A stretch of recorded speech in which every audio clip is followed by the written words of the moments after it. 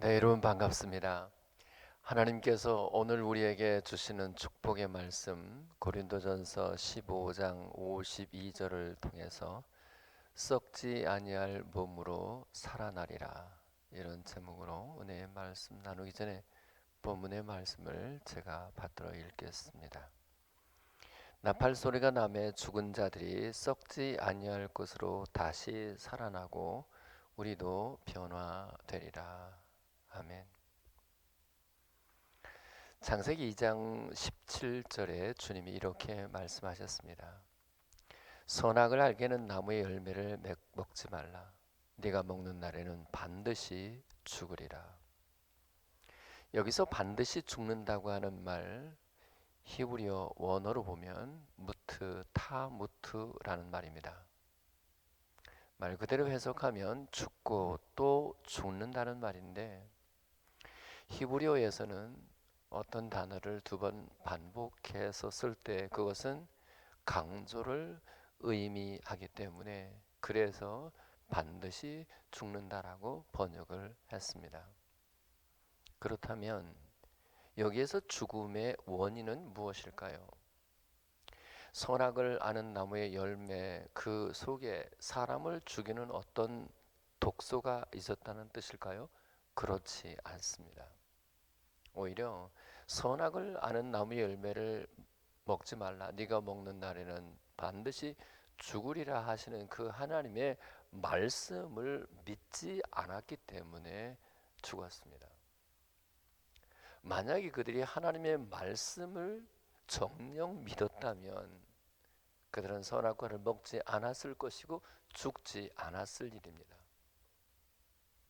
자, 그 점에서 요한복음 16장 9절 예수님이 이렇게 말씀하십니다. 죄에 대하여 함은 그들이 나를 믿지 아니하며. 죄의 뿌리, 죄 중에 죄는 바로 하나님을 믿지 않는 것임을 잊지 말아야 합니다. 여러분들이 세상에서 윤리와 도덕을 완벽하게 지키고 있을지라도 여러분이 만일 우리 하나님을 믿지 않는다면 여러분은 이미 하나님 앞에서 죄인이라는 사실을 기억해야 합니다. 자, 그렇다면 이 죄의 결과는 무엇입니까? 로마서 6장 23절, 죄의 삭은 사망이요. 그러면 이때 사망 혹은 죽음의 의미는 무엇일까요? 죽어 없어진다는 뜻일까요? 성경에서 말하는 죽음 혹은 사망의 의미는 생명이신 하나님과 영원한 관계가 단절되어지는 것을 의미합니다. 마태복음 8장 29절입니다. 귀신들이 예수님께 한 말입니다. 하나님의 아들이여, 우리가 당신과 무슨 상관이 있나이까? 때가 이르기 전에 우리를 괴롭게 하려고 여기 오셨나이까? 귀신들은 예수님이 하나님의 아들이라는 인지 능력을 갖고 있습니다. 귀신들은 지금도 우는 사자와 같이 삼킬 자를 찾고 있습니다. 지금도 귀신들이 활동하고 있다, 그 말입니다. 그런데도 왜 그들을 사망 권세를 잡은 자라고 얘기하는 걸까요? 귀신들 스스로 말하는 것처럼 예수님과 아무런 관계가 없기 때문에, 아무런 상관이 없기 때문에 그렇습니다. 그 점에서 성경이 말하는 죽음이란 생명이신 하나님과 아무 관계가 없는, 관계가 단절되어진 상태라고 할 수 있습니다. 계시록 20장 10절입니다. 또 그들을 미혹하는 마귀가 불과 유황 못에 던져지니 거기는 사자 그 짐승과 거짓 선지자들도 있어 세세토록 밤낮 괴로움을 받으리라. 여러분, 마귀가 들어가는 불과 유황못, 다시 말하면 마귀가 들어가는 지옥은 세세토록 밤새 괴로움을 당하는 곳이라고 그랬어요. 죽고 싶어도 죽을 수 없는 곳이다, 그 말입니다. 계시록 21장 8절입니다. 그러나 두려워하는 자들과 믿지 아니하는 자들과 흉악한 자들과 살인자들과 음행하는 자들과 점술가들과 우상 숭배하는 자들과 거짓말하는 모든 자는 불과 유황으로 타는 못에 던져지리니 이것이 둘째 사망이라. 지옥을, 불과 유황으로 타는 그 지옥을 둘째 사망이라고 했어요. 그래서 이 지옥은 생명이신 하나님과 천국과 영원히 관계가 단절되어지는 곳이라는 것을 다시 확인할 수 있습니다. 자, 문제는 로마서 3장 23절에 모든 사람이 죄를 범하였음에 하나님의 영광에 이르지 못하였더니 라고 하셨다는 사실, 저를 비롯하여 모든 사람들이 죄로 말미암아 하나님과 이미 관계가 단절되었던 사람들이었다는 사실입니다. 죄는 확실히 하나님과 우리 사이의 모든 관계를 끊어버립니다. 죄는 기도를 막습니다. 아무리 그럴듯한 멋진 곡조로 찬송을 해도 그 속에 죄를 품고 있으면 그 찬송은 하나님께 상달될 수가 없어요. 죄가 막고 있기 때문에 그래요. 죄는 예배를 방해하고 가로막습니다. 자, 여러분, 이 하나님과 우리 사이의 관계를 가로막는, 관계를 막는 이 죄를 어떻게 하면 처리할 수 있을까요? 이제 이렇게 생각합시다. 이 옷은 사람에 의해서 만들어졌습니다. 그런데 이 옷이 더럽혀졌을 때 이 옷이 스스로를 깨끗하게 할 수 있을까요? 이 옷이 깨끗해지는 방법은 이 옷을 만든 사람에 의해서만 가능해요. 마찬가지입니다.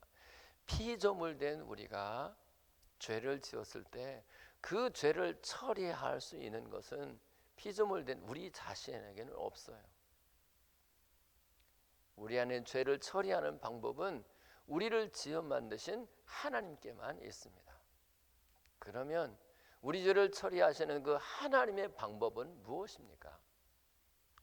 예수님을 이 땅에 보내시고 우리의 죄악을 대신 예수님이 담당하시는 것이었습니다. 이사야서 53장 6절입니다. 우리는 다 양 같아서 그릇 행하여 각기 제 길로 갔거늘 여호와께서는 우리 모두의 죄악을 그에게 담당시키셨도다. 그래서일까요? 마태복음 27장 46절에 보면 예수님이 십자가에서 이렇게 부르짖어 말씀하십니다. 엘리 엘리 라마 사박다니 하시니, 이는 곧 나의 하나님 어찌하여 나를 버리셨나이까 하는 뜻이라. 여러분, 예수님이 십자가에서 우리 모두의 죄악을 짊어진 그 고통은 마치 하나님께로부터 버림당하는 것 같은 고통이었습니다. 그 버림당한 고통, 관계 단절의 고통을 예수님께서 십자가에서 몽땅 당하신 것입니다. 레위기서에 보면 이스라엘 백성들이 하나님께 나아갈 때에 반드시 희생양, 어린 양을 제물로 삼고 하나님께 가요. 근데 그 전에 이 예배자는, 하나님께 나아가고 싶은 사람은 양에게 안수를 하게 됩니다. 그때 안수한다고 하는 것은 내게 있는 것이 양에게로 옮겨가는데, 특별히 내 죄가 양에게로 옮겨진다, 전가되어진다는 뜻입니다. 따라서 양을 희생제물로 죽일 때에 그 양의 죽임과 안수한 자신의 죽음은 정확하게 일치하는 거예요. 양이 내 죄를 대신해서 죽는 것이기 때문입니다. 마찬가지로 예수님이 십자가에 못 박혀 죽으신 것이 내 죄 때문인 것이 분명하다면 예수님의 죽음은 곧 나의 죽음이 되는 거예요.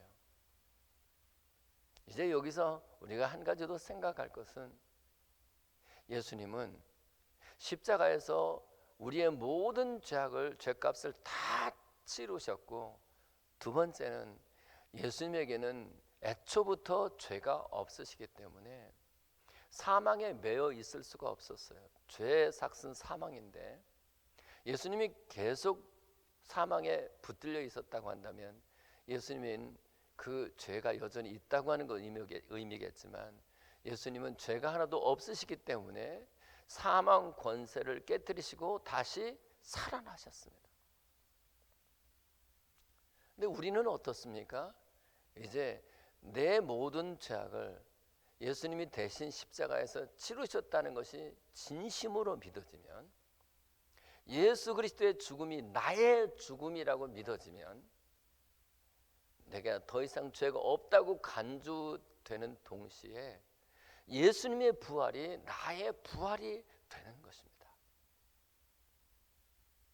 예수님도 죄가 없었기 때문에 살아난 것처럼 우리도 이제 예수님으로 말미암아 죄 없는 것으로 간주되어서 예수님 부활이 곧 나의 부활이 되는 것이에요. 그러니까 예수님이 나를 위해 죽었다는 이 확신은 예수님처럼 나도 부활할 수 있다는 확신으로 이어질 수밖에 없다는 것입니다. 자, 이렇게 예수님의 부활이 나의 부활이라고 하는 것은 우리가 다시 살아나되 우리의 영과 혼과 몸이 전인적으로 살아난다는 뜻입니다. 먼저 영이 다시 사는 것, 혹은 영이 구원받는 것을 생각해 보십시다. 사도행전 7장 59절입니다. 스데반이 부르짖어 이르되 주 예수여 내 영혼을 받으시옵소서. 이때 이 영혼이라고 번역된 이 말, 헬라어 푸뉴마입니다. 정확하게 말하면 영입니다. 주 예수여 내 영을 받으시옵소서. 그런데 만일 스데반의 영이 죽어서, 다시 말하면 주님과 관계없는 영이라고 한다면, 귀신처럼 말입니다, 관계없는 영이라고 한다면 주님이 스데반의 영을 받아주실 리가 없습니다. 예수님이 스데반의 영을 받아주신다고 하는 것은 스데반의 영이 살아있다는 뜻입니다. 여러분, 영이 살아있는 사람들은 반드시 성령에 속한 사람, 하늘에 속한 사람으로서 영에 속한 생각을 하고 영에 속한 말을 하며 영에 속한 삶을 살아나게 되어 있어요. 고린도전서 14장 14절입니다. 내가 만일 방언으로 기도하면 나의 영이 기도하거니와 나의 마음은 열매를 맺지 못하리라. 여러분, 방언으로 기도하면 내가 무슨 말로 기도하는지를 알아들을 수가 없어서 내 마음에는 열매가 없답니다. 그러나 내가 알아듣지는 못하더라도 내 영이 하나님께 기도하는 그것이 바로 방언이라는 거예요. 자, 그러면 방언의 은사를 받지 못하시는 분들은 영으로 기도를 못하는 것일까요? 그렇지는 않아요. 방언의 은사를 받지 못했어도 영이 살아있는 사람은 끊임없이 그 영으로 주님과 거룩한 교제와 교통을 하게 되어 있어요. 다만 방언은 내 영이 하나님과 교통하고 있음을 자신이 스스로 지금 확증하고 있는 것이죠. 어쨌든 예수님의 부활이 나의 부활이 되어서 그 영이 살아있는 사람들은 반드시 그 영으로 주님과 깊은 교제를 하게 된다라고 하는 사실입니다. 두 번째, 예수님의 부활이 나의 부활이 된 사람은 그 혼이 살아나게 되어 있습니다. 베드로전서 1장 9절입니다. 믿음의 결국 곧 영혼의 구원을 받음이라. 이때 영혼이라고 하는 단어는 사도행전 7장 59절에 그 영혼이라고 하는 단어와는 다른 푸시케라는 단어를 썼습니다. 데살로니가전서 5장 23절입니다. 평강의 하나님이 친히 너희를 거룩하게 하시고 또 너희 온 영과 혼과 몸이 우리 주 예수 그리스도께서 강림하실 때 흠없게 보존되기를 원하노라. 이때 혼이라고 하는 단어가 베드로서 1장 9절에 영혼이라고 하는 말로 번역된 푸시케입니다. 혼이의 혼. 마음의 구원을 받게 돼요.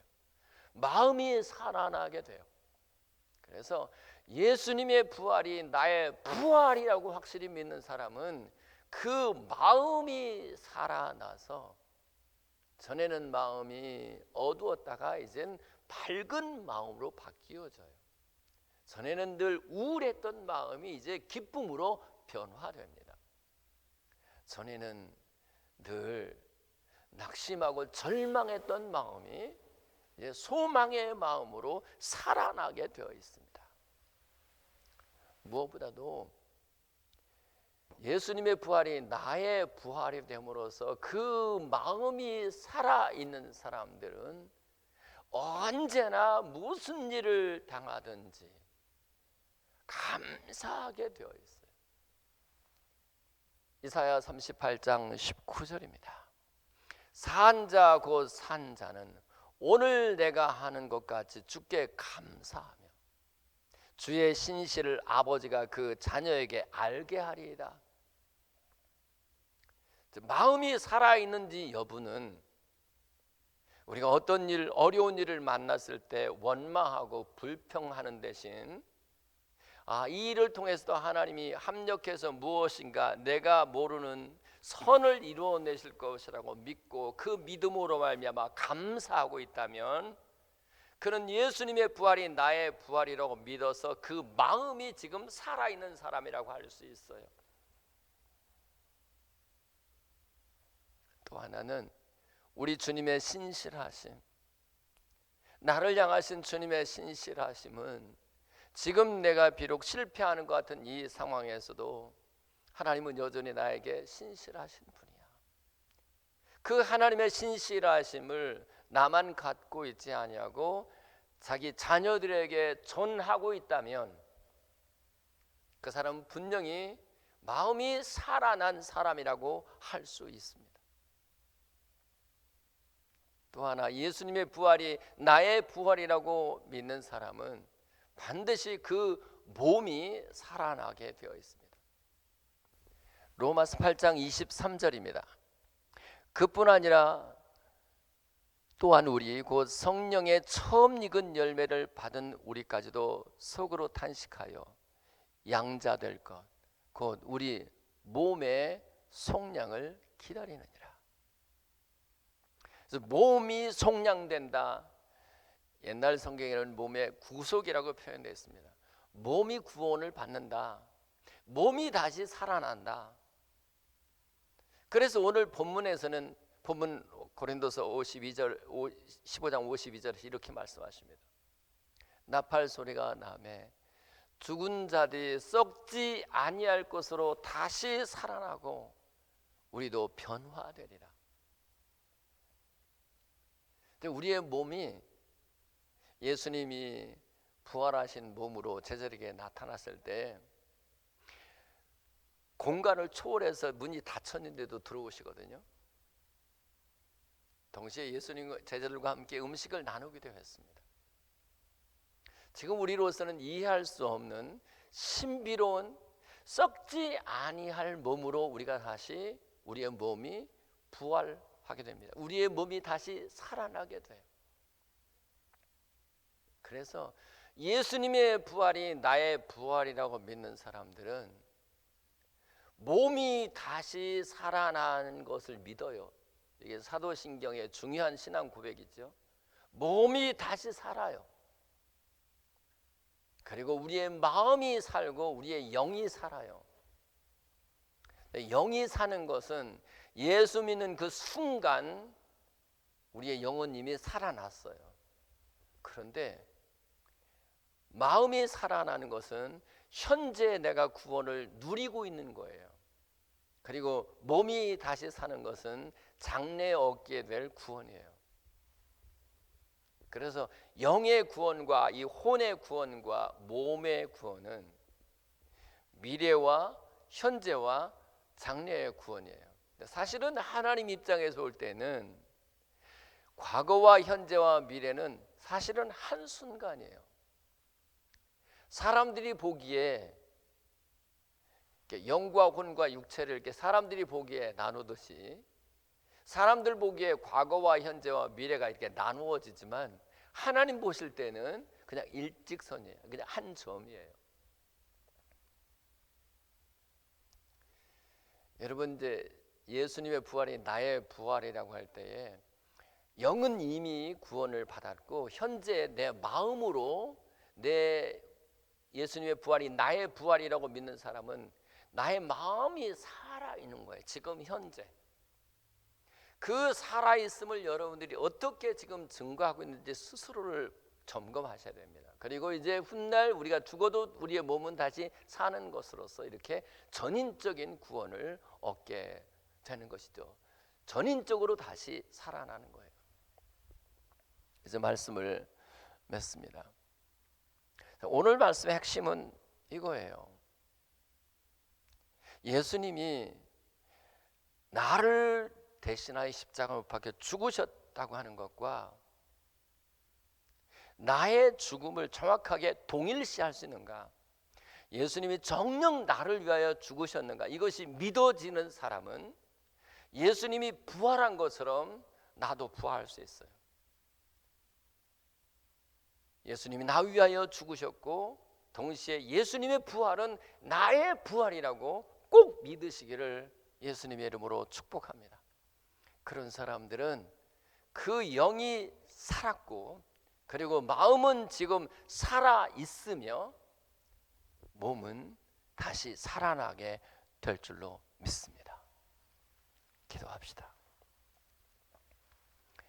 하나님 우리 아버지, 이 귀한 부활절에 예수님이 우리를 위하여 죽으실 뿐만 아니라 우리를 의롭다 하시기 위하여 다시 살아나셨으니 예수님의 부활이 정녕 나의 부활인 것이 내 영이 살아있음과 내 마음이 살아있음과 그리고 훗날 다시 우리 몸이 다시 살 것을 믿는 이 확신으로 이어질 수 있게 해 주시옵소서.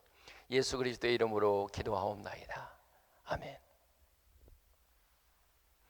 이제는 우리 주 예수 그리스도의 은혜와 하늘 우리 아버지 크신 사랑하심과 성령님의 역사 위로 충만 교통케 하심이 예수님의 부활이고 나의 부활이라고 확실히 믿고 있는 귀한 종들의 머리 위에와 자녀들과 사업과 직장 생활 가운데 지금부터 영원토록 함께 있어지기를 간절히 축원하옵나이다. 아멘.